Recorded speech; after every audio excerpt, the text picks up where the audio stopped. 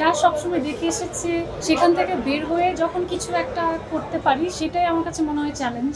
ওই চ্যালেঞ্জটা আমি নিয়েছি এবং আমার যা হল রিয়াকশন, অডিয়েন্স রিয়াকশন দেখছি, আমার মনে হয়েছে যে অডিয়েন্স সেটাকে খুব ভালোভাবে গ্রহণ করে নিচ্ছে। সো এটা আমার জন্য একটা ব্লেসিং।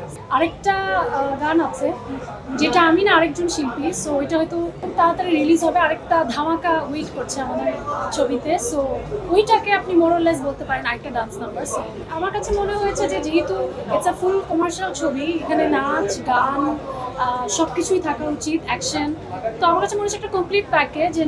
আমি খুব ইন্টারেস্টেড ছিলাম এই কনসেপ্টটা। এটা তো আসলে ফিজিক্যাল ট্রেনিং করতে হয়েছে, মেন্টাল কিছু training, and action itself or action for the camera is very different. তো ক্যামেরার জন্য অ্যাকশনটা কীভাবে করা উচিত সেগুলো নিয়ে একটু ধারণা নেওয়া, বা আমাদের ফাইট ডিরেক্টর ছিলেন, আমাদের অ্যাকশন কোঅর্ডিনেটর ছিলেন, তাদের সাহায্যে করার চেষ্টা করেছি। তো আমি তো অনেক ইনজুর্ড হয়েছি শুটিংয়ের সময়, বাট ওই সময় আসলে ইনজুরি মনে হয় না, বিকজ অ্যাড্রিনালাইন রাশটা এত বেশি থাকে।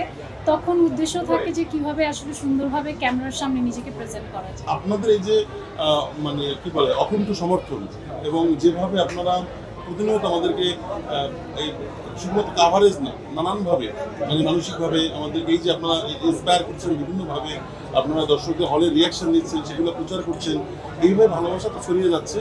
আমার মনে হয় সেটাই এখন আমরা চাই, এটা আরও বেশি ছড়িয়ে যাক। কারণ যেটা যতটুকু হয়েছে সেটা তো ফিরিয়ে আনতে পারবো না। আমরা চাই এখন এই সিনেমাটা থেকে মানুষ যেটা বলে সেগুলো ছড়িয়ে যাক। আমিও একটু অ্যাড করতে চাই যে আমাদের যেমন আজকেও বসুন্ধরা, এই যে এখনই একটা শো চলছে, এটা হাউসফুল।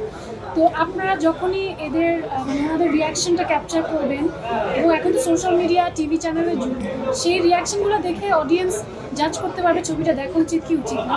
তো সেটা ভালো খারাপ হোক, আমার কথা হচ্ছে আপনারা সেটাকে প্রচার করেন, তাহলে আমার মনে হয় যে আমাদের সবার জন্য অনেক উপকার হবে।